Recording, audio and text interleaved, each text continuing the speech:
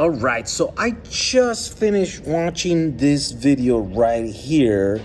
Don't buy a Tesla Powerwall, buy a truck. This is from Engineering Explained. Okay, let's talk about that video. It's very interesting what he's talking about here. But if you want to watch the full video, I will include the link in the description. But basically the gist of this video is, why buy a Tesla Powerwall that costs about $500 a kilowatt hour, right? Instead, when you can buy a Ford Lightning truck that has a 98 kilowatt hour battery pack for $41,000, that breaks down to about $400 a kilowatt hour. So you pay $100 less per kilowatt hour, and your Powerwall or your battery or backup battery has 4 wheels that you can ride to the store, you can tow things with it, you can do all these other things with it, right? And like, I mean, he's right. Why pay $500 for a battery that only does one thing when you can get a battery for $100 less per kilowatt hour? You'll have to buy much more, right, battery, and when it does more things, right? But there's some limitations, obviously, and he mentioned some of the limitations, like, you have to buy much more battery, which is true. So you have to spend more money to get that deal, right? Also, the Lightning truck, it's still, I mean, it's not 100% vaporware, but it's still not out. I think there's long waits to get them, right? And I don't know if is the price that is gonna go out. Like, remember Tesla, the $35,000 Tesla Model 3 car that was announced and promised, and I mean, I don't think a lot of people got it. There's a bunch of people pre-order. I ended up buying a Tesla, the cheapest Tesla that I can get, and it was more like $40,000, right? And at that time, there were still people waiting, and had been waiting more than 2 years for their $35,000 Tesla. So just because someone says, hey, we're gonna sell this product at this price next year, doesn't mean that they're actually going to do it, right? The Model 3 is a perfect example of that. And this could very well do that until they start being delivered to customers for $41,000, then I'll believe it. But until now, I'd be like, maybe they're gonna sell one at $41,000, and then only the higher trims are gonna, so you end up paying more than that. That's a very possibility, right? But the other thing is also that if you have a battery that has wheels on it and there's more than one thing, then you're gonna run into a lot of situations where you can't use your battery in a case of emergency because it's not in your garage, because your wife has it and is traveling or is doing something other. It's the same thing that we're running with the iPhones. iPhones do everything, and so for that reason, you could almost do nothing with them, right? Like, I remember wanting to make a phone call while I was recording, flying a drone and stuff, and I'm like, oh, I can't because my phone is being used to fly the drone, Or, sometimes when I'm going someplace or whatever, and I want to take a picture coming into Manhattan, for example, and I can't because I'm using the phone to navigate, And so it's like, it does everything, but because it does everything, you can't do any of those things.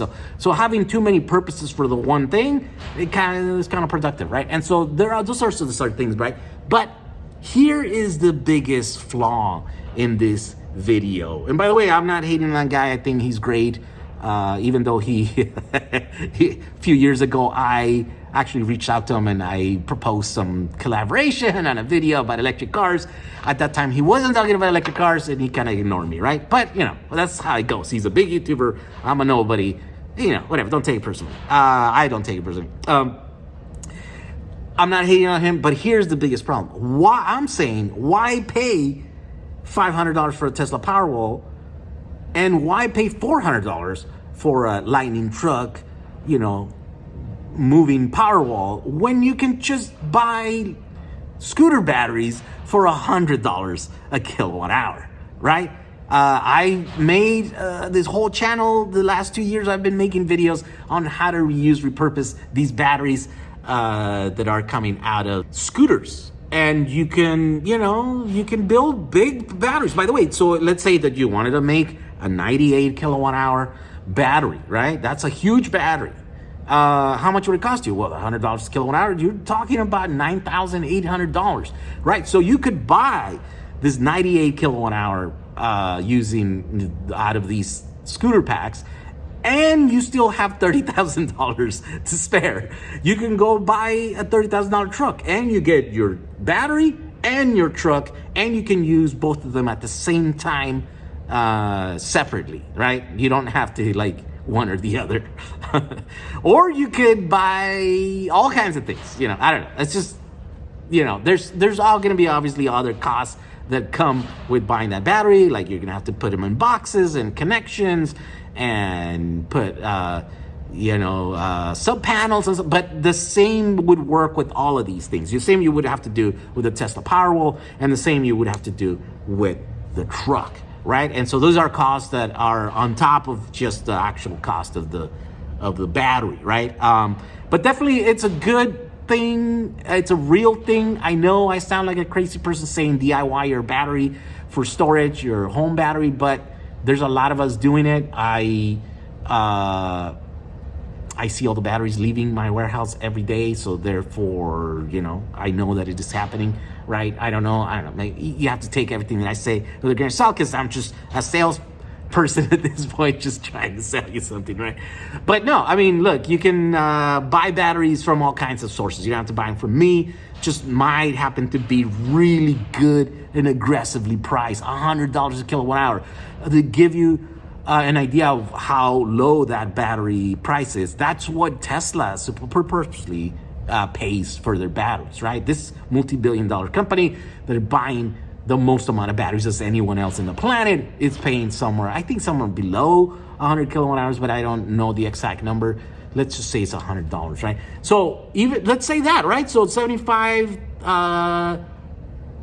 kilowatt hours for a Model 3, for example. So that means they're paying $7,000 for that battery, and the rest is just to make the car, right? So it kind of makes sense. Then that's how they make, because you're asking yourself, how can Ford sell that truck with $10,000 worth of battery and sell it for $41,000? Well, it kind of adds up. Yeah, they can do that, because then they have $30,000 for the rest of the truck. And we know that a big car manufacturer doesn't cost them $30,000 to make a truck, the chassis of the truck and stuff, right? It's probably more like 10.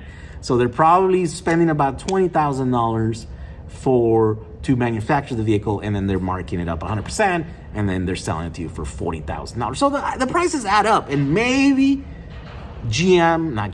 Ford is going to actually release that truck with that price, but maybe not. But while you wait to find out or not, why don't you just build your own DIY Powerwall using the scooter battery packs that we have. We have several models. Some of them are easier to use, and I'm gearing up to actually do a video where I do. By the way, I already have done a video where I show you beginning to end the whole process, how to put a box in your garage or in your wall, and then connect these batteries, connect them to a inverter, and then the other stuff, and do it, right? But I'm going to keep making those videos because the batteries keep changing, right? There are batches. The ones that I did the last video on, there were about 10,000 of those batteries that were available, and they're gone now, right? Because a lot of you guys, jump to the opportunity to do that, right? When the prices are that good, there's a lot of people that say, yeah, I'll do the work, right? Oh yeah, so what's the catch? There's got to be a catch, because there's no way that something could be that cheap and not have a caveat, right? Well, there are some, right? Like, well, you gotta be able to do some kind of DIY, build some stuff, connect things together, maybe build a box, some knowledge of like electricity would be very useful. Also, the other thing is that if you have a giant load, like more than, I would say, 4,000 watts, right? So like a single load more than 4,000 watts, well, maybe this battery system is not going to work. See, let me explain to you. Battery systems, backup systems, come in a range of standardized voltages, right? So 12 volt, it's a standard, it's a car battery, right? And so they make a lot of inverters that come in that standard. Then if you want some bigger than like 2 kilowatt or something, then you can get a 24 volt, right? That's another standard. And then from there, it goes to 48 volts, right? And that's the big stuff. That's something that 48 volts will run your entire house. It can run big loads, 12 up to 12 kilowatt. I have some inverters that you can daisy chain. You can run, 50 kilowatt, right? I don't know, like 12 of those things together, daisy chain. Now, these batteries on the scooters, they don't come at 48 volts, at least not the ones that we currently have in stock. They come in 36 volts, which is better than 24, but a little bit not as good as 48. And the biggest drawback to them is that there's a lack of inverters, right? So there's not a lot of equipment that works for 36 volts. For some reason, 36 volts was in use. For some reason, they skip like 24 to 48. They don't, all the manufacturers, they don't do that. And so that's the only thing. So if you have a bunch of loads, like if your house, even if you have a giant house or a big place, but all your loads are small, less than 4,000 watts, and none of them are 240, right? They're all like 120 volts, which are most of the appliances here in the United States, then definitely this Powerwall can do it, because you can put a series of inverters to power individual circuits, right? So let's say even, and that's why, like, even if you have like a 3,000 watt load that it's at 120 volts, like, oh yeah, you just put one inverter for that, and they're super cheap. You can get budget ones. There's a bunch of different models and stuff that do 36, but that's the limitation. They only go around 3,000, 4,000 watts, and then after that, there's no more, and there's no split phase that I have been able to find, right? So that's kind of the caveat, right? If you have a big giant load, more than 4,000 watts and 220 volts, and I'll give you an example for that. It would be like an electric dryer, like a clothes dryer, right? Or a range top, oven, or a cooker, whatever. Sometimes those run into like 240 volts, right? And so those, you won't be able to power with those, because there's no inverter that converts 36 volts into that sort of stuff. But other than that, most of us and most of the appliances that we use, so for the vast majority of people, you will be able to use one of these Powerwalls, right? So do it. Why not? If you want to know how to do that, I'm gonna link the video where I show you from beginning to end how to make one of these Powerwalls using these batteries, this type of batteries. And I will be making a future video showing even, in more detail how to use the ones that are currently in stock, which are actually easier than the ones that I did in the past or whatever. So if you're interested in doing a DIY thing and save yourself some bucks, we live in good times. We're able to do that now. All right. Thank you for watching this video. We'll see you guys on the next one. Bye. Today I'm gonna show you how to turn 20 of these scooters into a big Powerwall. All right, so how do we go from the scooter to the Powerwall? Well, you see, each one of these scooters has batteries inside. This is a battery, and then inside this tube, there's another battery. And there's all kinds of different versions, right? There's another one here. This is a 30 cell from another model of these. And all of these are scooter batteries. So we're gonna turn one particular model of these into a Powerwall. So let's start. Step one, you gotta install an enclosure for your DIY Powerwall. Metal enclosures are typically really expensive. And so what I ended up doing here was making my own. And I made a whole video showing you exactly how to make this. You could actually get all these pieces already pre-cut, and I show in the video how to just put together. You do need a few tools, like maybe a drill, with drill bits, and a rivet maker, and maybe a chop saw to cut some of the aluminum angles that you put in here. But I will link that video on how to make this custom aluminum Powerwall box in the description of this video. So for now, step one in this video is to install it. So the holes on this box.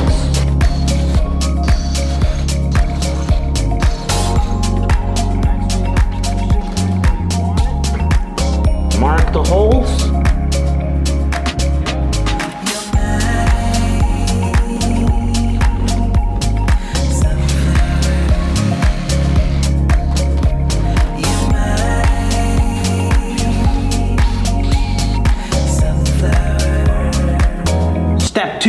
you gotta install the megalodongle. That's what we're calling it here in house. This is basically the same product that we have as a single, or double, triple, and quadruple, but this one is much bigger. You can put up to 10 of these batteries, the scooter batteries, and it will handle all the logic that it needs so that you can charge them and discharge them safely and all this other stuff, right? So we have two versions of them. We have the master board, and then we have the slave boards. The master one, the only difference between the master and the one is that the master has a meter built in here, and it's got a current sensor and stuff, and so it will keep track of all the energy that goes into your battery and out of your battery. So this is going to be the way that you tell what your battery is doing and the state of charge and all this other stuff, right? And so then the master one has that, and then you could add slave boards to that. So in this case, we're gonna make a pack that is gonna use 20